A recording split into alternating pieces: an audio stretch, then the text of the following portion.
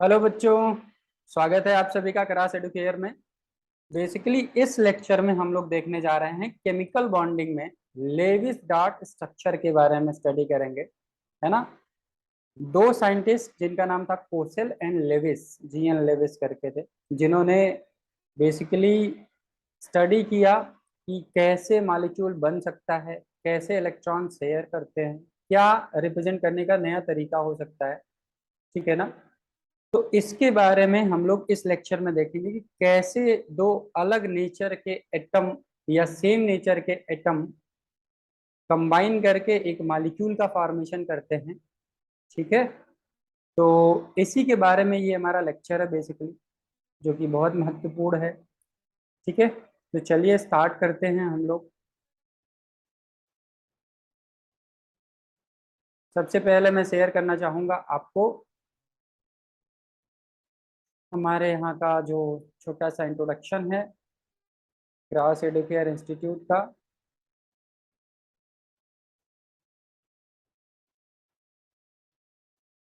Okay, तो basically बच्चों हम लोग बेसिक चीजों से ऊपर गुजरेंगे। Cross Educare institute medical, engineering और मेडिकल के फाउंडेशन के लिए जाना जाता है। तो अगर आप लोग इंटरेस्टेड हों ऑफलाइन सेंटर के लिए, तो हमारे ऑफलाइन सेंटर पे आके ऑफलाइन क्लास अटेंड कर सकते हैं। और अगर आप दूर हैं, नहीं आ सकते हमारे सेंटर पे, तो हमारे लेक्चर्स देख सकते हैं आप हमारे ऐप के थ्रू या हमारे यूट्यूब चैनल पे। ठीक है, चलिए तो स्टार्ट करते हैं आपका नेक्स्ट टॉपिक, जिसको हम लोग बोलते हैं क्या, Lewis dot structure in chemical bonding. ठीक है बच्चों, चलिए केमिस्ट्री पढ़ रहे हैं हम लोग, chemical bonding and molecular structure chapter का नाम है। इसमें हमारा जो थ्योरीज है of the formation of molecules, उसके बारे में हम लोग स्टडी करेंगे इस लेक्चर में। Theories on the formation of molecule, सबसे पहले इन्होंने दिया क्या क्या स्टेप्स फॉलो होते हैं, इस चीज को हम लोग देखते हैं। इम्पीरियल इम्पीरिकल अप्रोच, ये अप्रोच सबसे पहले दिया गया, और ये बाय ऑब्जर्वेशन दिया गया, ऐसे हवा हवाई नहीं दिया गया था। ऑब्जर्वेशन करने का मतलब ये है, बाय ऑब्जर्वेशन का मतलब ये है कि लोगों ने देखा कि कैसे कोई मॉलिक्यूल का फॉर्मेशन हो रहा है, कैसे एक एटम अपने इलेक्ट्रॉन को दूसरे के साथ साझा करता है और उसके बाद में कंबाइन होकर एक मॉलिक्यूल का फॉर्मेशन करता है। तो पहला अप्रोच, जिसको एम्पिरिकल अप्रोच बोलते हैं, इसमें दो बातें हैं, दो तरह से हैं। कोसेल लेविस अप्रोच, जो कि 1916 1916 में दिया गया था, 1916 में दिया गया था। एंड सेकेंड है हमारा valence shell electron pair repulsion, जिसे विस्पर थ्योरी के नाम से जानते हैं हम लोग, जो कि 1940 यानी कि 1940 में दिया गया था। ये हमारे दो अप्रोच हैं, किसके लिए, एम्पिरिकल अप्रोच में दो अप्रोच हम सीखते हैं आने वाले टाइम में। ठीक है, ये दोनों अप्रोच बाय ऑब्जर्वेशन है। ये कैसे हैं, बाय ऑब्जर्वेशन है। सेकेंड हमारा क्या मेथड है मॉलिक्यूल बनाने का, जिसे हम लोग बोलते हैं क्वांटम अप्रोच। क्वांटम मैकेनिक्स आप पढ़ेंगे, क्वांटम फिजिक्स पढ़ेंगे, तो उसमें बहुत सारी डिटेलिंग में होगी। लेकिन केमिस्ट्री में हमें क्वांटम अप्रोच में दो तरीके से हम मॉलिक्यूल का फॉर्मेशन पढ़ेंगे। एक बैलेंस बॉन्ड थ्योरी, जो कि 1927 में दिया गया था, 1927 में दिया गया था बच्चे। और नेक्स्ट हमारा है मॉलिक्यूलर ऑर्बिटल थ्योरी, जिसे MOT भी शॉर्टकट में बोलते हैं, जो कि 1932 में दिया गया था, 1932 में। ठीक है ना। तो सबसे पहले हम लोग देखते हैं हमारा टाइप्स ऑफ केमिकल बॉन्ड्स, कितने तरह के केमिकल बॉन्ड्स होते हैं जनरली, उसको हम लोग स्टडी करते हैं। तो हमारे पास टोटल थ्री कैटेगरीज हैं केमिकल बॉन्ड के: ionic bond, covalent bond and metallic bond. अब देखिए इसमें तीन तरह के बॉन्ड हैं basically. Ionic bond basically ions के बीच में फॉर्म होता है, इसके बीच में, ये आयंस के बीच में फॉर्म होता है, in between ions. Covalent bond आगे आप देखेंगे ये नॉन मेटल के साथ बनता है, नॉन मेटल्स के बीच में होता है, कोवेलेंट बॉन्ड का फॉर्मेशन होता है। और कोवेलेंट बॉन्ड जनरली दो तरह का होता है, एक पोलर कोवेलेंट बॉन्ड होता है और दूसरा नॉन पोलर कोवेलेंट बॉन्ड होता है। ठीक है ना। ये पोलर कोवेलेंट बॉन्ड क्या है, नॉन पोलर कोवेलेंट बॉन्ड क्या है, आगे हम लोग देखेंगे। पोलर का मतलब होता है जिसमें क्या हो, पार्शियल पॉजिटिव और पार्शियल, जैसे मान लीजिए ए और बी टाइप के हमारे पास क्या है, एक मॉलिक्यूल है। तो बेसिकली यहाँ पे जब इलेक्ट्रॉन साझा करें तो ये पार्शियली पॉजिटिव और पार्शियली निगेटिव टाइप का कुछ कैरेक्टर जनरेट हो, तो इस तरह के कोवेलेंट बॉन्ड को हम लोग जनरली बोलते हैं पोलर कोवेलेंट बॉन्ड। कौन सा बॉन्ड, पोलर कोवेलेंट बॉन्ड, जहाँ पे आप मैग्नेटिक मोमेंट वगैरह थोड़ा बहुत होता है। ये बेसिक बेसिक बातें आगे आप लोग देखेंगे या पीरियोडिक टेबल में या स्ट्रक्चर ऑफ एटम में बता दिया जाता है। Similarly non polar covalent bond क्या होता है, जहाँ पे पोलैरिटी जीरो हो। ठीक है ना। मेटेलिक बॉन्ड जनरली मेटल्स के बीच में होता है ना। मेटल्स जितने भी हैं, पीरियोडिक टेबल आप पढ़े हैं, मेटल्स जितने भी हैं उनके बीच में मेटेलिक बॉन्ड का फॉर्मेशन होता है। सबसे पहले हम लोग जो इंपीरिकल अप्रोच पढ़ने जा रहे हैं उसमें Kossel Lewis approach to chemical bonding हम लोग पढ़ेंगे। ठीक है ना। चलिए, ये दो साइंटिस्ट हैं जिनका नाम है, एक का नाम है कोसेल, दूसरे का नाम है लेविस, है ना। इन्होंने मिलके दोनों लोगों ने 1916 में एक्सप्लेन किया chemical bond in terms of electrons. 1916 में दो scientist Kossel and G N Lewis explain the chemical bond in terms of electrons. ठीक है ना। इन टर्म्स ऑफ इलेक्ट्रॉन्स इन्होंने केमिकल बॉन्ड को एक्सप्लेन किया था। They pictured atom in terms of positively charged. Atoms जब पॉजिटिवली चार्ज क्रिएट करेंगे तो जो सेंटर पे होता है उसे कर्नेल बोलते हैं। And outer cell electrons that could accommodate maximum of 8 electrons, है ना। maximum of 8 electrons इन्होंने देखिए यहाँ पे लिखा है maximum of 8 electrons, जो कि आउटर मोस्ट सेल, यहाँ पे लिखा है outer shell electrons that could accommodate maximum of 8 electrons, जो 8 electrons maximum रख सकते हैं अराउंड द सेंटर एटम। ठीक है ना। पॉजिटिवली चार्ज एटम देखते हैं क्या है इसका मतलब पॉजिटिवली चार्ज एटम का। इसको हम लोग जनरली व्हाट इज कर्नेल के बारे में अगर किसी ने पूछा, कर्नेल बोल सकते हैं या कर्नेल बोल सकते हैं, जो भी बोलना है आप बोल सकते हैं, आप अपनी भाषा में जो भी बोलना चाहें इसे बोल सकते हैं। इसका मतलब कर्नेल मीन्स होता है nucleus plus inner shell electrons. Nucleus plus inner shell electrons. Inner shell electrons को जनरली हम लोग कोर इलेक्ट्रॉन्स भी बोलते हैं। कौन सा इलेक्ट्रॉन्स बोलते हैं, कोर इलेक्ट्रॉन्स भी बोलते हैं, जैसे के सेल के इलेक्ट्रॉन्स जनरली, है ना। आगे आप जब मॉडर्न फिजिक्स पढ़ेंगे फिजिक्स में तो वो बहुत ज्यादा और अच्छे से समझ में आएगा। तो kernel means nucleus plus inner shell electrons. ठीक है ना, याद रहेगा इतनी बात। चलिए आगे बढ़ा जाए। ये बेसिक चीज है, बेसिक इंट्रोडक्शन है। लेविस डॉट स्ट्रक्चर आगे पढ़ेंगे आप लोग, है ना। तो Kossel and Lewis to chemical bonding, इन्होंने क्या योगदान दिया, क्या दुनिया को बताया, सबसे पहले इसके बारे में हम लोगों ने देख लिया है। ठीक है ना। चलिए इन दोनों ने मिलके ऑक्टेट रूल के बारे में भी देखी, मैक्सिमम ऑफ 8 इलेक्ट्रॉन्स के बारे में बात किया। तो ऑक्टेट रूल वहां से निकल के आता है। ऑक्टेट का मतलब होता है 8। ऑक्टेट का मतलब क्या होता है, 8। यानी कि जो आउटर मोस्ट सेल हो किसी भी एटम का, अगर उसके पास 8 इलेक्ट्रॉन्स हो रहे हैं तो दैट मीन्स कि वो नोबल गैस टाइप का बिहेवियर शो करेगा, है ना। तो कितने ऐसे मॉलिक्यूल है जिसमें ऐसे नियम फॉलो हो पाते हैं, कितने ऐसे हैं जहाँ पे फॉलो नहीं हो पाते हैं। तो उसके बेसिक चीजें हम लोग यहाँ पे देखते हैं। तो सबसे पहले हम लोग बात करेंगे व्हाट इज ऑक्टेट रूल।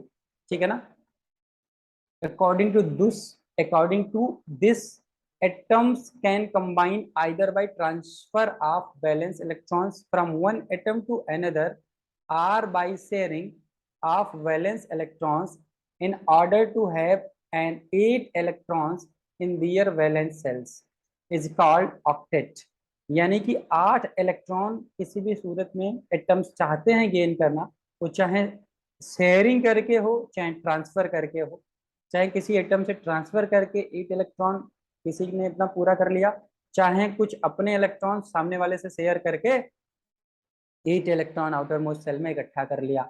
इस नियम को बेसिकली हम लोग बोलते हैं ऑक्टेट रूल। यहाँ पे लिखा है this is known as octet rule. ठीक है ना। आई होप आपको ऑक्टेट रूल समझ में आया। ऑक्टेट का मतलब 8 होता है। आउटर मोस्ट सेल में किसी भी सूरत में 8 इलेक्ट्रॉन अगर किसी एलिमेंट के पास हो गया, एटम के पास हो गया, तो हम बोलेंगे ये ऑक्टेट रूल फॉलो कर रहा है। ठीक है। चलिए आगे हम पढ़ते हैं। ऑक्टेट रूल के कुछ एग्जांपल्स देखते हैं। ठीक है ना। पहले जैसे Cl2 हो गया। ठीक है। क्लोरीन के 2 एटम मिलके Cl2 बना रहे हैं। आपको पता है क्लोरीन का एटॉमिक नंबर कितना होता है? 17 होता है। तो इसके पास जो इलेक्ट्रॉन्स होगा, पहले सेल में 2 इलेक्ट्रॉन के सेल में, उसके बाद में के बाद आएगा एल, एल में 8 इलेक्ट्रॉन, उसके बाद में आएगा एम, एम सेल में कितने होंगे? टोटल 7 इलेक्ट्रॉन होंगे। सेल का मतलब क्या होता है? K L M N, that is known as shell. ठीक है ना। इसको यहाँ कंफ्यूज मत होइएगा आप। ठीक है ना। और प्रिंसिपल क्वांटम नंबर हर एक सेल के लिए अपना फिक्स होता है।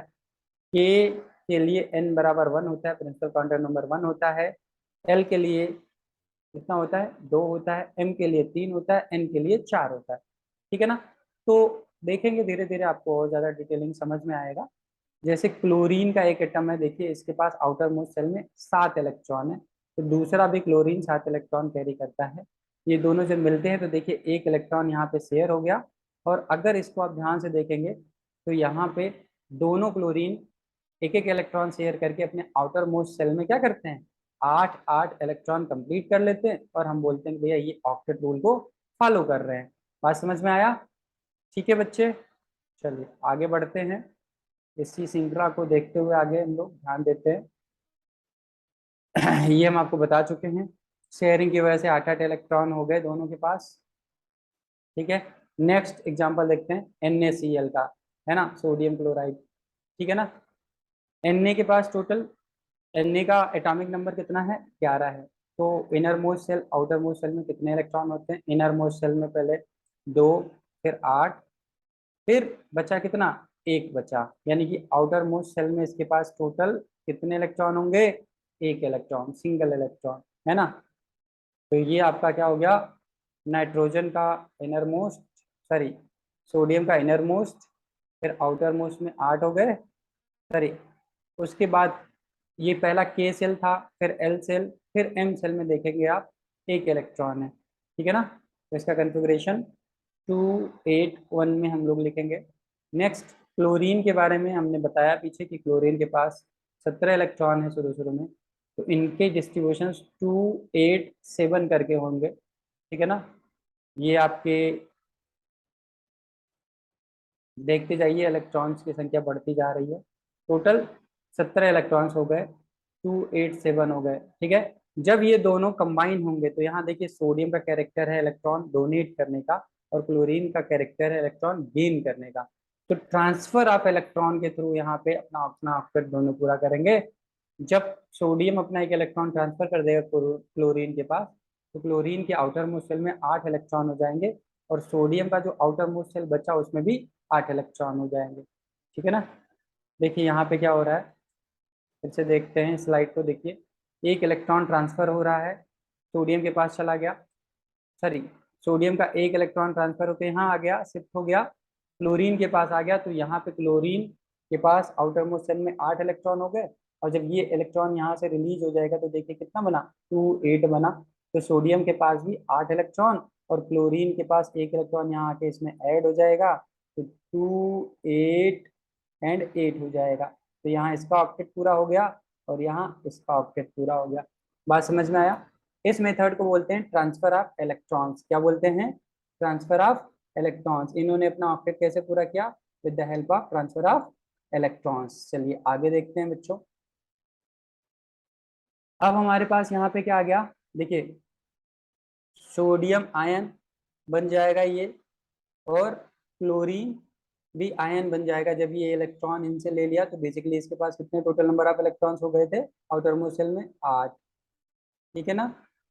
यहाँ थोड़ा सा स्ट्रक्चर गड़बड़ है तो मैं इसको पूरा कर दे रहा हूँ, आप इसे समझ लीजिएगा। अब देखिए इसके पास भी आउटर मोस्ट शेल में कितने इलेक्ट्रॉन हो गए? यहाँ से सोडियम ने एक इलेक्ट्रॉन डोनेट किया था, क्लोरीन ने एक्सेप्ट कर लिया था, तो एक इलेक्ट्रॉन एक्सेप्ट करेंगे तो एक माइनस चार्ज इस पे आ जाएगा, तो Na प्लस हो गया और Cl माइनस हो गया। बात समझ में आया बच्चों? ठीक है। चलिए आगे देखते हैं। देखिए इसमें क्या हो रहा है, दोनों आपस में जाके कंबाइन हो रहे हैं। अब कंबाइन जब हो रहे हैं तो यहाँ पे क्या हो रहा है, मालिक्यूल का फॉर्मेशन हो जा रहा है। ठीक है, क्या हो रहा है भैया, मालिक्यूल का फॉर्मेशन हो रहा है। यहाँ पे इसके पास 8 इलेक्ट्रॉन, फिर से बना देते हैं। आउटर मोस्ट शेल में 8 इलेक्ट्रॉन हैं। ठीक है, तो क्लोरीन के पास आउटर मोस्ट शेल में 8 इलेक्ट्रॉन और सोडियम के पास कितना है, 8 इलेक्ट्रॉन। ठीक है, तो यहाँ दोनों का अपना अपना ऑक्टेट रूल पूरा हो जाता है और इस स्ट्रक्चर को बोलते हैं जनरली हम लोग, आगे देखेंगे लेविस डार्ट स्ट्रक्चर, जब यहाँ न्यूक्लियस हटा के हम लोग क्या करेंगे, सिर्फ Cl बना देंगे। ठीक है, नेक्स्ट मूव करते हैं हम लोग। तो MCQ टाइप के छोटे छोटे सवाल देखेंगे। Octet rule is followed in Cl2, क्या है, chlorine dioxide, NO nitrogen monoxide, ठीक है, ClF3, NF3।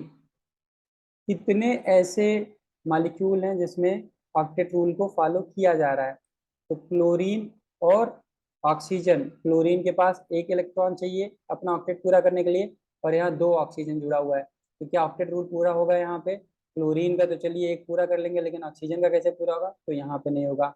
NO, यहाँ पे देखिए नाइट्रोजन को 3 इलेक्ट्रॉन चाहिए अपना पूरा करने के लिए और यहाँ ऑक्सीजन जुड़ा है तो 2 ही मैक्सिमम ये ट्रांसफर करेगा, तो ये भी ऑक्टेट नहीं पूरा होगा। क्लोरीन F3, तो यहाँ पे देखिए क्लोरीन के पास 1 ही इलेक्ट्रॉन की भूख है लेकिन यहाँ फ्लोरीन कितना है, 3 है, तो ये भी नहीं पूरा करेगा। अब यहाँ पे देखिए, तो नाइट्रोजन के पास टोटल आउटर मोस्ट शेल में, मतलब इसकी वैलेंसी अगर देखा जाए तो 3 है ना, और फ्लोरीन के पास कितना है, 3 है। तो नाइट्रोजन देखा जाए तो नाइट्रोजन का कन्फिग्रेशन 7 एटॉमिक नंबर होता है, इसके पास 7 इलेक्ट्रॉन है। ठीक है, तो 2 और 5, तो आउटर मोस्ट शेल में टोटल 5 इलेक्ट्रॉन आ रहे हैं, 3 की आवश्यकता और है, 3 इलेक्ट्रॉन की आवश्यकता है, 3 फ्लोरीन आपने जोड़ दिया है, फ्लोरीन का क्या होगा, 2 और 7। तो इसको ऑक्टेट पूरा करने के लिए ये 1 फ्लोरीन की जरूरत है और 1 नाइट्रोजन की ये जरूरत है। देखिए, तो इसीलिए यहाँ 3 फ्लोरीन लगाया गया है। तो 3 फ्लोरीन जब होगा तो एक एक फ्लोरीन अपना एक एक इलेक्ट्रॉन शेयर करेगा नाइट्रोजन के साथ, तो ये बन जाएगा टोटल 8 हो जाएगा, 2 8 हो जाएगा और यहाँ फ्लोरीन भी आराम से सारे के सारे तीनों के तीनों फ्लोरीन क्या हो जाएंगे, 2 8 2 8 2 8 हो जाएगा। तो मुझे जहां तक लग रहा है कि आपका ऑप्शन डी करेक्ट है। क्यों करेक्ट है मैंने आपको बता दिया, बात समझ में आया। तो डी ऑप्शन करेक्ट है। डी ऑप्शन में हमने देखा कि ऑक्टेट रूल फॉलो हो रहा है, बाकी किसी में फॉलो नहीं हो रहा है। ठीक है, चलिए आगे बढ़ते हैं। ऑक्टेट मींस हैविंग, कितने इलेक्ट्रॉन चाहिए भैया, ऑक्टेट का मतलब 8 होता है, तो आप ऐसे ही बता सकते हो ऑक्टेट का मतलब 8 होता है सर, तो यहाँ पे 8 ही हमारा सही होगा, ना 2 होगा, ना 6 होगा, ना 18 होगा, कौन सा सही होगा, 8 होगा, यानी कि सी ऑप्शन करेक्ट होगा। Octet means having 8 electrons. Clear है बच्चों, समझ में आ रहा है। चलिए नेक्स्ट देखते हैं बेटा, लेविस सिंबल्स देखते हैं, कैसे लेविस ने अपना सिंबल यूज करना सिखाया दुनिया को। लेविस सिंबल देखिए, in the formation of a molecule only the outer cell electrons take part in chemical combination and they are known as valence electron। किसी ने बोला आपसे कि भैया वैलेंस इलेक्ट्रॉन को जरा एक्सप्लेन कर दीजिए, तो यहाँ पे देखिए जो जितने भी फॉर्मेशन होते हैं मॉलिक्यूल के, ओनली आउटर सेल इलेक्ट्रॉन क्या करते हैं, पार्टिसिपेट करते हैं केमिकल कॉम्बिनेशन में। कौन पार्टिसिपेट करता है, आउटर सेल का जो इलेक्ट्रॉन होता है। अब यहाँ पे एक वर्ड लिखा गया है सेल, इस बात पे जरा ध्यान दीजिएगा, किसी भी एलिमेंट में या किसी भी एटम में कितने सेल होते हैं, K L M and N। तो KLMN जो सेल्स हैं बेसिकली इतने जो आपको अभी पता है, 4 सेल जनरली, आगे भी होंगे, NOPQRS, जो भी करना चाहो कर सकते हो, है ना, इनफाइनाइट तक ले जाना हो इनफाइनाइट तक ले जाओ, लेकिन अभी हम लोग जनरली 4 ही सेल के बारे में मतलब लिखा जाता है किताबों में, KLMN। ठीक है ना, तो ये नंबर ऑफ सेल्स होते हैं आउटर मोस्ट सेल। ठीक है, ये आउटर मोस्ट सेल में कितने इलेक्ट्रॉन्स हैं, वही इलेक्ट्रॉन केमिकल कॉम्बिनेशन में पार्टिसिपेट करते हैं, और उन्हीं इलेक्ट्रॉन्स को हम लोग किस नाम से जानते हैं, वैलेंस, क्या किस नाम से, वैलेंस इलेक्ट्रॉन्स के नाम से जानते हैं। याद रहेगा भैया, याद रखिएगा, बहुत जरूरी है, ठीक है ना। चलिए नेक्स्ट मूव करते हैं। The inner shell electrons are well protected and these are generally not involve in the bond formation.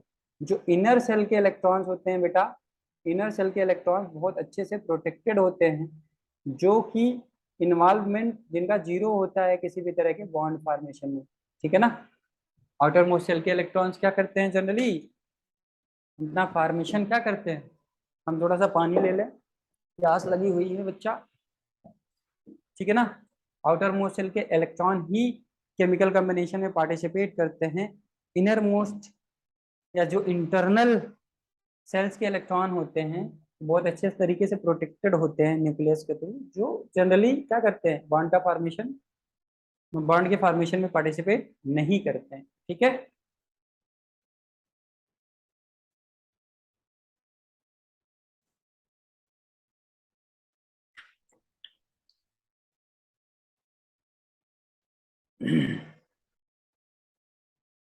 चलिए बच्चों आगे हम देखते हैं इसके अंदर और कौन सी बातें हैं। जीएन, नाम क्या था इनका, GN Lewis, an American chemist, introduced simple notation to represent valence electrons in an atom. Simple उन्होंने नोटेशन को रिप्रेजेंट करना सिखाया कि एटम है, जितने वैलेंस इलेक्ट्रॉन हैं उनको एटम का नाम लिखो, सेंटर में एटम का नाम लिख दो और चारों तरफ क्या करो, डॉट डॉट डॉट डॉट लगा दो, जितने आउटर मोस्ट सेल में इलेक्ट्रॉन्स हो, बैलेंस इलेक्ट्रॉन हो, उनको रिप्रेजेंट कर दो, ठीक है। These notations are Lewis symbols, or Lewis dot structures. इसी नोटेशन को हम लोग क्या कहते हैं, लेविस सिंबल्स बोलते हैं या लेविस डॉट स्ट्रक्चर बोलते हैं, ठीक है बच्चों। चलिए जैसे हाइड्रोजन क्या है, हाइड्रोजन के पास एक इलेक्ट्रॉन है, तो इन्होंने देखिए वैलेंस इलेक्ट्रॉन एक बना दिया यहाँ पे। हीलियम के पास आउटर मोस्ट सेल में दो इलेक्ट्रॉन्स हैं, तो यहाँ पे दो डॉट बना दिया। लिथियम, लिथियम का एटॉमिक नंबर कितना होता है भैया, 3 होता है। तो बेसिकली इसका जब कंफिग्रेशन आप करेंगे तो आउटर मोस्ट सेल में यानी कि एल सेल में कितने इलेक्ट्रॉन है, एक इलेक्ट्रॉन है, इसलिए यहाँ पे एक डॉट बनाया गया है। बेरिलियम, बेरिलियम में आउटर मोस्ट सेल में क्या हो जाएगा, टू, टू यानी कि 2 इलेक्ट्रॉन्स हो जाएगा, इसलिए देखिए यहाँ पे दो डॉट बनाया गया है। बोरान में आप जाएंगे तो 5 एटॉमिक नंबर होने की वजह से इसको 2 and 3 बोला गया है, तो 3 आउटर मोस्ट सेल में इलेक्ट्रॉन्स है, यहाँ 3 डॉट बनाया गया। कार्बन का क्या हो जाएगा, 2,4 हो जाएगा, तो 4 वैलेंस इलेक्ट्रॉन्स है कार्बन के पास, इसलिए देखिए यहाँ पे 4 डॉट बनाया गया है। नाइट्रोजन के पास टोटल 7 इलेक्ट्रॉन्स होते हैं इंटरनल में, यानी कि इनर के सेल में 2 है, आउटर मोस्ट में कितने भैया, 5 है, ठीक है। तो इसलिए यहाँ 5 डॉट बनाया गया। ऑक्सीजन का 2,6 होगा, तो 6 इलेक्ट्रॉन्स आउटर मोस्ट में होंगे। क्लोरीन में जब जाएंगे तो 2,7, यहाँ 7 आउटर मोस्ट सेल में इलेक्ट्रॉन होंगे। नियॉन 2,8 हो जाएगा, इसीलिए यहाँ देखिए इसका ऑक्टेट पहले से पूरा 8 इलेक्ट्रॉन है, तो इसलिए नियॉन में 8 सिंबल बनाए गए, 8 डॉट बनाए गए। फिर आप सोडियम के पास आएंगे तो सोडियम का 2:8:1 या 2,8,1 होगा, इसलिए यहाँ पे 1 डॉट बनाया गया। मैग्नीशियम क्या है, मैग्नीशियम इसमें 2 डॉट बनाए गए हैं। एल्युमिनियम में 3, सिलिकॉन में 4, फास्फोरस में 5, सल्फर में 6, क्लोरीन में 7, फिर से आर्गन में कितने हैं, 8 हैं, ठीक है ना। तो ये Lewis dot structure outer most shell में जितने इलेक्ट्रॉन्स होते हैं, जिसे वैलेंस इलेक्ट्रॉन बोलते हैं, जो वैलेंस इलेक्ट्रॉन्स होते हैं, है ना, उनको हम लोग डॉट स्ट्रक्चर में लेविस ने बताया कि भैया वही इलेक्ट्रॉन पार्टिसिपेट करेंगे केमिकल फॉर्मेशन में जो आउटर मोस्ट सेल में होंगे। इनर मोस्ट सेल के इलेक्ट्रॉन के बारे में हमें कोई बात नहीं करना है, इसलिए आउटर मोस्ट सेल के इलेक्ट्रॉन को ही ये रिप्रेजेंट करने हैं। बात समझ में आया। चलिए इसमें कुछ और अच्छी बातें जानते हैं। The number of dots around the symbol represent the number of valence electrons, represent the number of valence electrons in atom. किसी भी एटम के अंदर वैलेंस इलेक्ट्रॉन्स जितने भी होते हैं उस एटम के अराउंड उतने डॉट लगा दीजिए, तो उसे बोलते हैं लेविस सिंबल्स या लेविस डॉट स्ट्रक्चर्स। आज समझ में आया। तो कुछ कुछ एग्जांपल्स देखते हैं कैसे लेविस डॉट स्ट्रक्चर बनाया जाता है, इसके कुछ स्टेप्स होते हैं, इसको हम देखते हैं। सबसे पहले क्या करना है, determine the total number of valence electrons available. किसी भी एटम के पास, किसी भी एलिमेंट के पास total number of valence electrons कितने अवेलेबल हैं, सबसे पहले इसको डिटरमाइन करता है, इसको आइडेंटिफाई करना होता है। नेक्स्ट हम लोग देखते हैं, for anions each negative charge would mean addition of 1 electrons and vice versa. ठीक है, वाइस वर्सा का मतलब क्या होता है कि मान लीजिए एनायन की जगह पे कैटायन होता, तो कैटायन कब बनता है, जब इलेक्ट्रॉन रिलीज करता है। तो each positive charge would mean subtraction of 1 electron. समझ में आया, एक इलेक्ट्रॉन घटा देंगे अगर पॉजिटिव चार्ज यानी कि कैटायन वहां पे आप लिखेंगे, जैसे सोडियम प्लस है, तो सोडियम में शुरू शुरू में 11 इलेक्ट्रॉन थे, एक इलेक्ट्रॉन रिमूव हो जाएगा तो उसके पास बचेगा 10 इलेक्ट्रॉन। ठीक है ना, तो ये बात आपको वही समझाना चाह रहा है। क्लियर है, चलिए आगे बढ़ते हैं। Figure out how many octet electrons the molecule should have using octet rule, है ना। आइडेंटिटी फिगर आउट करना है कि कितने ऐसे ऑक्टेट इलेक्ट्रॉन्स हैं, है ना, जो मॉलिक्यूल रख रहा है यूजिंग ऑक्टेट रूल। उसके बाद में क्या करना है, subtract the balance electron from octet electrons. आपको सब्ट्रैक्ट करना है बैलेंस इलेक्ट्रॉन। मान लीजिए किसी भी, जैसे सोडियम है, सोडियम के आउटर मोस्ट शेल में कितने इलेक्ट्रॉन्स हैं, एक इलेक्ट्रॉन। हमारे पास नाइट्रोजन है, नाइट्रोजन में कितने आउटर मोस्ट शेल में इलेक्ट्रॉन्स, 5। तो 5 इलेक्ट्रॉन्स हैं, हमें 8 चाहिए, कितना चाहिए, 8 चाहिए। 5 इलेक्ट्रॉन्स हैं तो 5, 8 माइनस 5 करेंगे तो कितना बच रहा है, 3 बच रहा है। यानी कि 3 टोटल नंबर ऑफ इलेक्ट्रॉन बाहर से उसको गेन करना ऑक्टेट पूरा करने के लिए। बात समझ में आया, क्लियर है। 3 इलेक्ट्रॉन और आ जाएंगे किसके पास, किसके पास, नाइट्रोजन के पास। तो नाइट्रोजन का 7 होता है, तो इसे लिखते हैं ना 2,5। तो 5 आउटर मोस्ट शेल में इलेक्ट्रॉन होना चाहिए 8, तो इसलिए मैंने पीछे बताया कि इसको 3 इलेक्ट्रॉन की जरूरत है, यानी कि 3 इलेक्ट्रॉन कहीं बाहर से इसके पास आ जाए तो इसका काम पूरा हो जाएगा, यानी कि इसका आउटर मोस्ट शेल में इलेक्ट्रॉन जो है 8 हो जाएगा। बात समझ में आया बच्चा, क्लियर है, चलिए आगे बढ़ते हैं। फिर divide the number of bonding electrons by 2। यहाँ 2 से डिवाइड करना है, देखिए जितने भी बॉन्डिंग इलेक्ट्रॉन्स हैं, divide the number of bonding electrons, number of bonding electrons को डिवाइड करना है किससे, 2 से। तो get the number of bonds, कितने बॉन्ड बनेंगे, इसको अगर आइडेंटिफाई करना है तो जितने भी इलेक्ट्रॉन्स बॉन्डिंग में इन्वॉल्व हैं, है ना, उनको 2 से डिवाइड कर दीजिए। ठीक है, चलिए नेक्स्ट स्टेप देखते हैं। Organize the atoms so there is a central atom, है ना, ऐसे ऑर्गेनाइज करना है कि एक सेंट्रल एटम उनके पास हो। ठीक है, यूजिंग द लीस्ट इलेक्ट्रोनेगेटिव। ये जो सेंट्रल एटम होता है ना, जनरली इलेक्ट्रो पॉजिटिव एलिमेंट लिया जाता है। यहाँ पे लिखा लीस्ट इलेक्ट्रोनेगेटिव का मतलब होता है जो इलेक्ट्रो पॉजिटिव हो, जो जिसकी टेंडेंसी हो इलेक्ट्रॉन जल्दी से लूज करने की, उसी को सेंट्रल एटम पे हम लोग, मतलब सेंट्रल एटम उसी को बनाते हैं जनरली। ये याद रखिएगा, चाहे कोऑर्डिनेशन कंपाउंड आगे आप पढ़ेंगे तो कोऑर्डिनेशन कंपाउंड में भी आपको यही बात याद रखना होगा कि जो लीस्ट इलेक्ट्रोनेगेटिव एलिमेंट हैं पीरियोडिक टेबल, उन्हीं को जनरली आप सेंट्रल एटम बनाते हैं। क्या बनाते हैं, सेंट्रल एटम।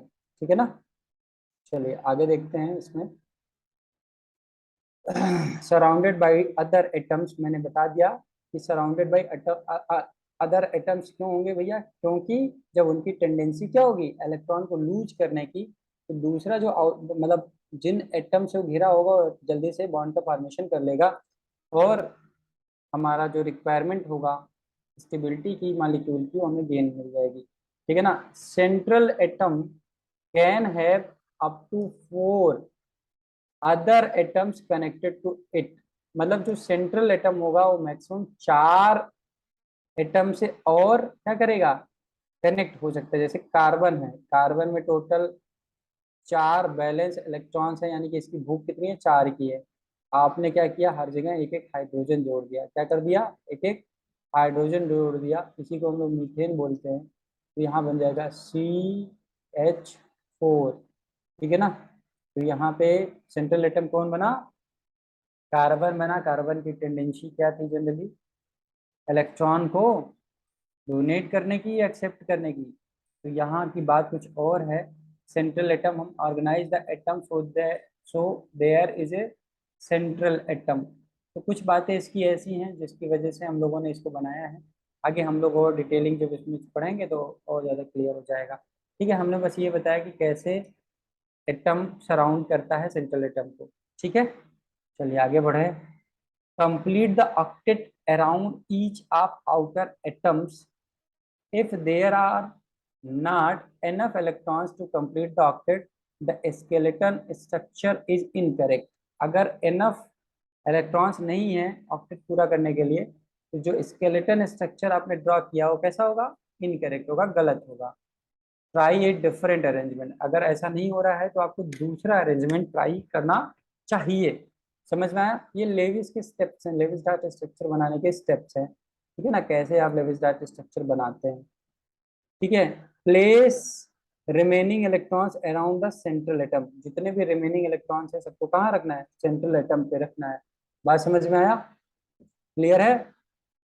चलिए आगे बढ़े बच्चा, पढ़ते रहिए ध्यान से, देखते रहिए ध्यान से। हम थोड़ा मतलब डिटेलिंग में हैं इसमें, तो बहुत अच्छे से देखते हैं। तो बहुत सारी कॉन्सेप्ट जो भी आपको इसमें, क्योंकि बहुत सारे लोग होते हैं बहुत लंबे लंबे वीडियोस बनाते हैं, लेकिन जो ये वीडियो है ये आपको पूरा पूरा एग्जैक्ट इन्फॉर्मेशन देगा कि लेविस चार्ट स्ट्रक्चर बनाते कैसे हैं, स्टेप कौन कौन सा फॉलो करते हैं। ठीक है ना, चलिए नेक्स्ट मूव करते हैं हम लोग एमसीक्यू पे। कुछ एमसीक्यू देखते हैं। In the formation of a molecule, एक मॉलिक्यूल बनाने के लिए, आगे देखते हैं क्या बोला है। Only outer shell electrons involve, क्या आउटर सेल के ही इलेक्ट्रॉन सिर्फ इन्वॉल्व होते हैं? Only inner shell electrons involve, either A or B, both A and B. तो देखिए हमने पीछे ही देखा कि आउटर सेल इलेक्ट्रॉन्स क्या करते हैं? इन्वॉल्व होते हैं केमिकल बॉन्ड फॉर्मेशन के दौरान। ठीक है, चाहे वो ट्रांसफर करें इलेक्ट्रॉन्स एटम, चाहे शेयर करें। ठीक है बच्चों, क्लियर है? चलिए नेक्स्ट क्वेश्चन देखते हैं। The number of Lewis dots in chlorine atom, chlorine atom में लेविस डॉट स्ट्रक्चर क्या दिया? The number of Lewis dots in chlorine atom, chlorine में हमने पीछे भी डिस्कस किया है कि आउटर मोस्ट सेल में कितने इलेक्ट्रॉन होते हैं? 7। तो कितने डॉट बनाएंगे? 7। ठीक है, 4 होगा, 7 होगा, 5 होगा या 3 होगा। तो आंसर क्या है भैया? 7 होगा। चलिए examples of Lewis dot structures, अब बहुत सारे एग्जाम्पल्स हम लोग देखेंगे बच्चे। ठीक है ना, बहुत सारे एग्जाम्पल्स देखेंगे।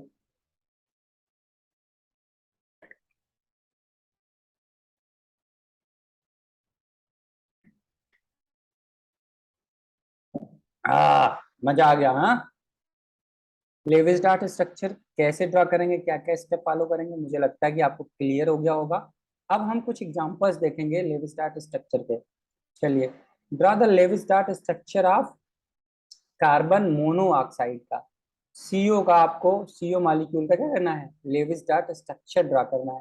तो सबसे पहले स्टेप क्या होगा कि भैया कार्बन और ऑक्सीजन मिला के कितने total number of valence electrons है, इसको देखिए। सोल्यूशन में स्टेप 1 आपको फॉलो करना है।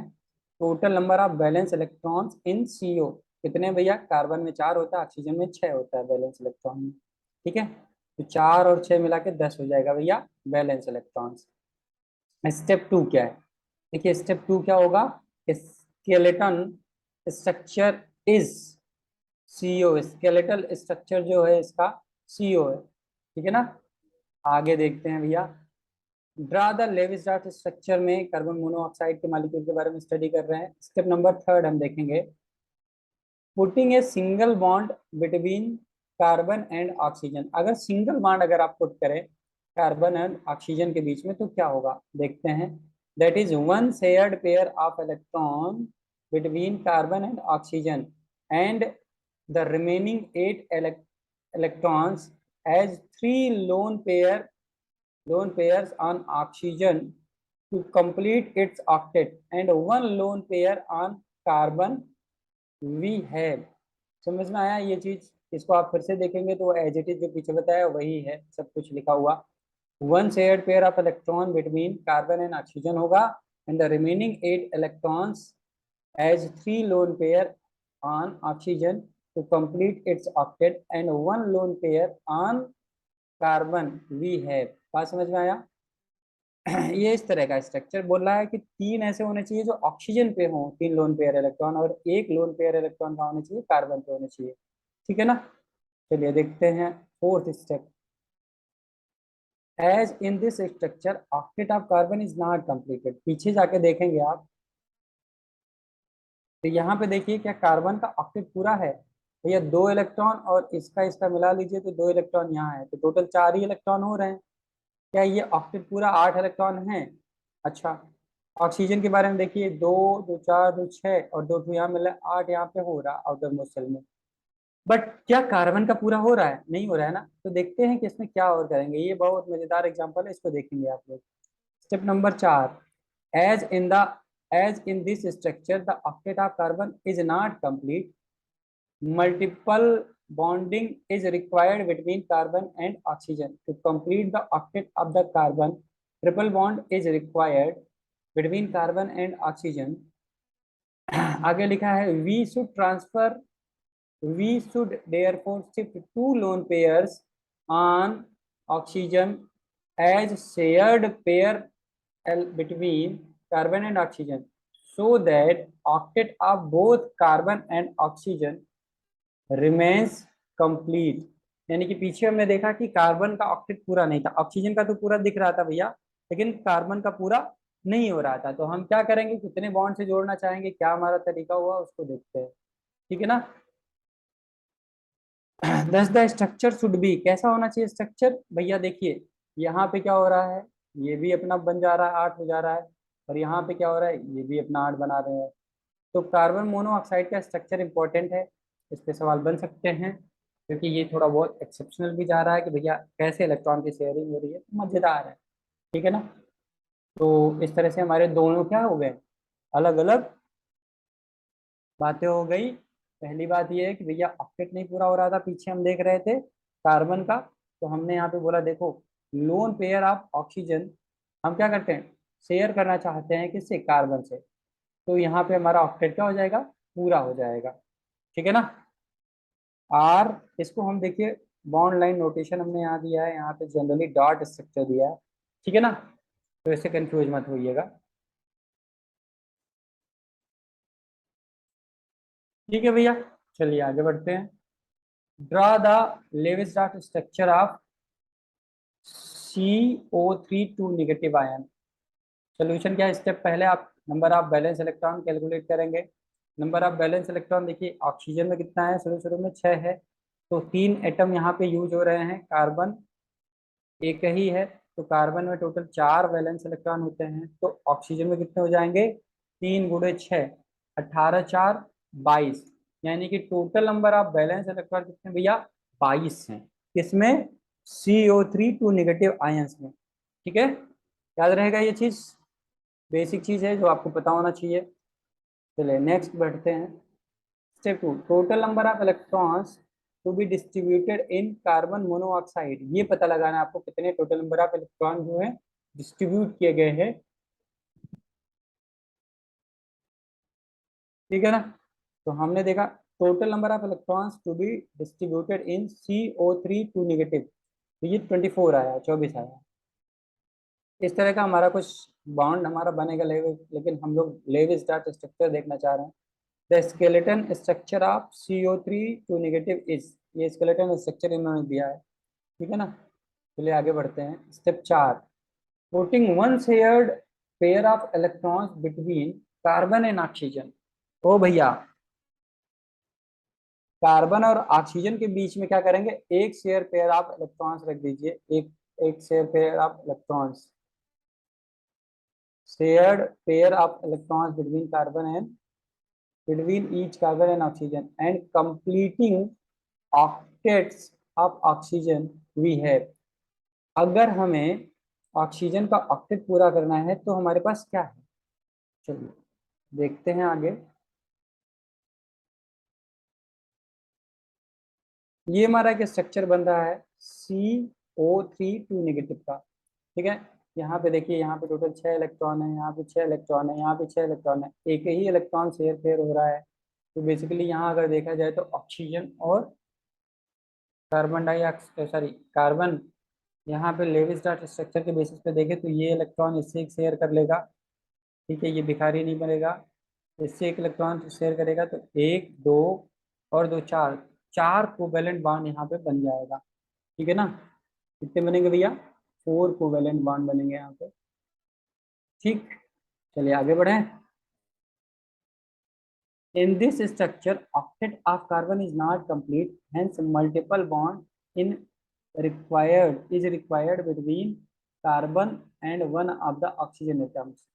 Drawing a double bond between carbon and one oxygen atom serves the purposes, ठीक है ना। ये हमारा क्या है, किस तरह से बॉन्ड का फॉर्मेशन हो रहा है, किस तरह से इस पे दो नेगेटिव चार्ज आएंगे, क्यों आएंगे दो नेगेटिव चार्ज, उसका एग्जांपल आप लोग देखते हैं, देखेंगे, पढ़ेंगे तो हो जाएगा, इस बात की गारंटी मेरी है। Lewis dot structures of some molecule, कुछ मॉलिक्यूल के लेविस डॉट स्ट्रक्चर देखिए। H2 का क्या है, H2O कंप्लीट हो चुका है, इसका क्या है।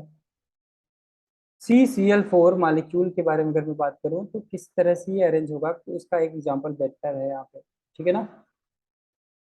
N2 मॉलिक्यूल में क्या है भैया, हमने बता दिया कि तीन तीन इलेक्ट्रॉन पेयर होंगे, ट्रिपल बॉन्ड का फॉर्मेशन होगा।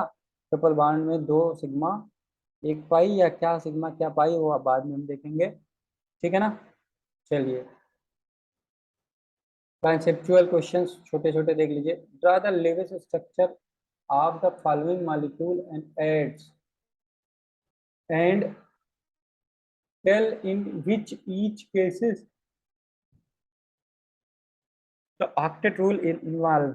यहाँ पे क्या आपको इसमें केसेस बताना है, कितने में ऑक्टेट रूल इन्वॉल्व हो रहा है, किसमें इन्वॉल्व नहीं हो रहा है, कि इसके आउटर मोस्ट शेल में 8 इलेक्ट्रॉन होंगे, किसमें नहीं होंगे। तो चलिए इसको शुरू करते हैं फटाफट। बेरिलियम डाई क्लोराइन, क्लोरीन क्या बोलते हैं इसे, इसको आप खुद से सोचिए क्या बोलते हैं। ये बड़ी छोटी चीज है, बस इसमें आपको देखना है कि कौन ऑक्टेट रूल को फॉलो कर रहा है, कौन नहीं कर रहा है। तो देखिए अगर बेरिलियम के बारे में सोचे तो इसके पास टोटल 4 नंबर ऑफ इलेक्ट्रॉन आ रहे हैं आउटर मोस्ट शेल में, जबकि इसके पास कितना होना चाहिए भैया, 8 होना चाहिए। कितना होना चाहिए, 8 होना चाहिए, याद रहेगा ये चीज। चलिए नेक्स्ट देखते हैं। PCl5, PCl5 जरा यहाँ पे देखिए, ये जो फास्फोरस है ये बेसिकली एक बॉन्ड यहाँ बना है, दो इलेक्ट्रॉन ये हो गया और दो इलेक्ट्रॉन ये हो गया, 4, और ये हो जाएगा 6, ये हो जाएगा 8, ये हो जाएगा 10। यानी कि यहाँ पे जो ये फ्लोर फास्फोरस है ना, इसमें total number of electron PCl5 में कितने हो रहे हैं, आउटर मोस्ट शेल में 10 इलेक्ट्रॉन हो गए हैं, जहाँ पे इसकी जरूरत नहीं है। कितने होने चाहिए मैक्सिमम, 8 इलेक्ट्रॉन होने चाहिए। कितने होने चाहिए, 8 इलेक्ट्रॉन होने चाहिए, ठीक है। नेक्स्ट देखिए कार्बन, तो उसके बाद में O3 2 नेगेटिव है, तो 2 नेगेटिव तो हमने यहाँ लगा दिया, वो बात समझ में आया। अब कार्बन को देखिए, 4 इलेक्ट्रॉन यहाँ से, 4 इलेक्ट्रॉन यहाँ से है, ऐसा है। 4 इलेक्ट्रॉन यहाँ दिख रहा है, 2 इलेक्ट्रॉन यहाँ दिख रहा है और 2 इलेक्ट्रॉन यहाँ दिख रहा है। तो 4 2 6 2 8, टोटल नंबर ऑफ इलेक्ट्रॉन्स कितने हो रहे हैं कार्बन में, 8 इलेक्ट्रॉन हो रहे हैं, ठीक है ना। टोटल नंबर ऑफ इलेक्ट्रॉन कितने हुए बेटा, 8 हो गए। कितने हो गए, 8, ठीक है। तो देखिए BCl2 फॉलो नहीं कर रहा है, PCl5 भी फॉलो नहीं कर रहा है ऑक्टेट रूल को। ये दो ऐसे हैं जो ऑक्टेट रूल को फॉलो नहीं कर रहे हैं। लेस देन ऑक्टेट है इसमें, बेरिलियम वाले फार्मूले में बेरिलियम Cl2 है ना। और PCl5 में देखेंगे तो 10 इलेक्ट्रॉन्स आउटर मोस्ट शेल में ऑक्टेट में है, क्योंकि यहाँ भी ये चीजें फॉलो नहीं कर रहे हैं। मोर देन ऑक्टेट, ऑक्टेट, ठीक है ना। लेस देन ऑक्टेट, BCl2 में लेस देन ऑक्टेट लगाएंगे, और PCl5 में देखते हैं कितने PCl5 के लगा सकते हैं, ठीक है ना। समझ में आया बच्चा इतना। चलिए आगे बढ़े। Write the Lewis dot symbols and predict the valencies you expect for the following elements nitrogen, fluorine, neon. इसमें क्या है, लेविस डॉट स्ट्रक्चर बोला है, write Lewis dot structure symbol and predict the valencies, predict करना है, predict the valencies you respect for the following, you respect for the following nitrogen, fluorine and neon, ये 3 ऐसे element इन्होंने दिए हैं जिसके बारे में बोला लेविस डार्ट स्ट्रक्चर बनाइए। अच्छा ये बताइए नाइट्रोजन का कितना होता है, अभी पीछे देखा, टोटल 5 होता है वैलेंस इलेक्ट्रॉन, ठीक है ना। फ्लोरीन में कितना होता है, 7 में होता है। फ्लोरीन कितना होता है, 7 होता है। और नियॉन क्या होता है, उसका पेट पहले से भरा होता है, उसमें total number of electron outer most shell में कितने होते हैं, या 8 होते हैं, ठीक है ना। या 2 होते हैं या 8 होते हैं, 8 होते हैं, ठीक है ना। चलिए आगे बढ़ते हैं धीरे धीरे फटाफट, अच्छा लगेगा आप लोग को।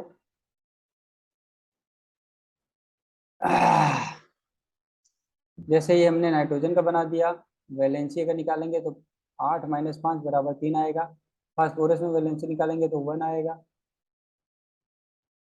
नियॉन क्या है भाई, नियॉन, नियॉन की वैलेंसी कितनी होती है, 8 होती है। तो 8 - 8, अगर आउटर मोस्ट शेल इलेक्ट्रॉन देखा जाए नियॉन में तो 8 होता है। तो वैलेंसी हम लोग कैसे निकालते हैं, 8 - half number of electrons in the outer most shell, ऐसे निकालते हैं। तो आउटर मोस्ट शेल में देखिए वैलेंसी निकालने के लिए ये 8 तो हमारा ऑक्टेट रूल के हिसाब से है, और ये 8 हमारे क्या है नियॉन में, नंबर ऑफ इलेक्ट्रॉन्स है आउटर मोस्ट शेल में। तो ये टोटल कितना हो गया, 8 - 8 जीरो हो जाएगा बच्चा, क्या हो जाएगा, क्या हो जाएगा, जीरो हो जाएगा सर, ठीक है। कोनो दिक्कत है क्या भैया, नहीं है सर। अब देखिए छोटे छोटे सवाल, the total number of valence electrons in CO molecule कितने भैया, कार्बन में 4, ऑक्सीजन में 6, तो टोटल वैलेंस इलेक्ट्रॉन कितने हो गए, 10 हो गए। 6 4 8 10, तो टोटल कितने हैं, 10 है, ठीक है। नेक्स्ट सवाल देखिए भैया, the number of lone pairs on carbon and oxygen in CO, carbon monoxide में बोला है नंबर ऑफ लोन पेयर पूछ रहा है कार्बन का और ऑक्सीजन का, ठीक है ना। एक एक, एक दो, दो दो, दो एक, बताइए the number of lone pairs on carbon and oxygen in CO, carbon monoxide में हमने पीछे देखा, तो मान लीजिए कार्बन है, ये ट्रिपल बॉन्ड ऐसे बना लिया, कितने बना लिया, ट्रिपल बॉन्ड बना लिया। और यहाँ पे अगर हम लोग चाहें तो ए नाम का एक एटम रख दें, ठीक है ना, ए नाम का एक एटम रख दे रहे हैं बच्चा, ठीक है। तो पीछे हमने देखा है 1:1 का रेशियो आएगा शायद, 6 ट्रांसफर होगा, 1:1 का रेशियो आएगा, ठीक है ना। 1,1, the number of lone pairs on carbon atoms and oxygen, तो कितना आएगा, 1:1 आएगा, ठीक है ना। Valency of nitrogen atom, nitrogen atom की वैलेंसी कितनी होती है, अभी पीछे में देखा 5, भैया नाइट्रोजन का मतलब होता है 7, ठीक है। 2 और 5 को अगर देखो, आउटर मोस्ट शेल में कितने होते हैं रियलिटी में, 5 इलेक्ट्रॉन होते हैं इसके, सोडियम के, लेकिन इसको चाहिए कितना ऑक्टेट रूल पूरा करने के लिए, 3 इलेक्ट्रॉन और बाहर से सप्लाई चाहिए, ठीक है। कैसे होगा देखते हैं, 5 है, valency of nitrogen atom is 5, 3, 1, 7, तो इसका पहला ऑप्शन करेक्ट है, कितने हैं नाइट्रोजन में, वैलेंसी ऑफ नाइट्रोजन एटम कितने हैं, यहाँ पे 5 है आंसर, या 3 है। अच्छा valency of nitrogen atom, sorry sorry sorry, balance electron हम बता रहे हैं, बैलेंस इलेक्ट्रॉन कितने हैं, बैलेंस सेल में 8 इलेक्ट्रॉन है, लेकिन वैलेंसी जब पूछा जाएगा तो बैलेंस और बैलेंसी में फर्क है, तो वैलेंसी कितना हो जाएगा बेटा, 3 हो जाएगा भैया, कितना हो जाएगा, 3 3 3, ठीक है। चलिए आगे देखते हैं, which are the following molecules violated octet rule, कौन सा ऐसा फॉलोइंग मॉलिक्यूल है जो ऑक्टेट रूल को पूरा कर रहे हैं, और कौन ऐसे मॉलिक्यूल है जो ऑक्टेट रूल को पूरा नहीं कर रहे हैं। तो BCl2 ये पूरा नहीं कर रहा है, PCl5 ये पूरा नहीं कर रहा है, BF3 ये भी पूरा नहीं कर रहे हैं, D all of the above, ठीक है ना। Thank you for watching this video, I hope आपको समझ में आया होगा कि कैसे लेविस डार्ट स्ट्रक्चर ड्रॉ करते हैं। आप कुछ ना करिएगा, पीरियोडिक टेबल उठाइएगा, उसमें जितने भी एलिमेंट दिए हैं कोशिश करना कि सबका एक एक करके लेविस डार्ट स्ट्रक्चर खुद से बना डालो, ठीक है ना बच्चों। समझ में आया ये बात? तो आपको क्या करना है, इन सब चीज़ों से बचना है कि बहुत इफेक्टिव तरीके से कैसे पढ़ाई करें। इस लेक्चर में आपने देखा लेविस डार्ट स्ट्रक्चर के हेल्प से कैसे हम बॉन्ड का फॉर्मेशन दिखा सकते हैं और कैसे बता सकते हैं कितने नंबर ऑफ इलेक्ट्रॉन शेयर हो रहे हैं। इनके रूल में क्या आया, सबसे पहले ऑक्टेट रूल आया। ऑक्टेट रूल क्या होता है, जहाँ पे 8 इलेक्ट्रॉन की संख्या होनी चाहिए वहां पे आपको इकट्ठा करना 8 इलेक्ट्रॉन। चाहे तो ट्रांसफर ऑफ इलेक्ट्रॉन करिए, चाहे तो शेयरिंग ऑफ इलेक्ट्रॉन करिए। समझ में आया? तो ये दो मेथड के बारे में इस लेक्चर में हमने सीखा। चाहे ट्रांसफर कर दो चाहे शेयर कर दो। ट्रांसफर करने का मतलब कैटायन, मतलब वो आयनिक बॉन्ड का फॉर्मेशन करेगा, और अगर शेयर कर रहे हो तो कोवैलेंट बॉन्ड का फॉर्मेशन करेगा बच्चा। ठीक है, आई होप आपको ये बात समझ में आ गया होगा, और मैं अपनी बात को यहीं पे खत्म करता हूँ। Thank you for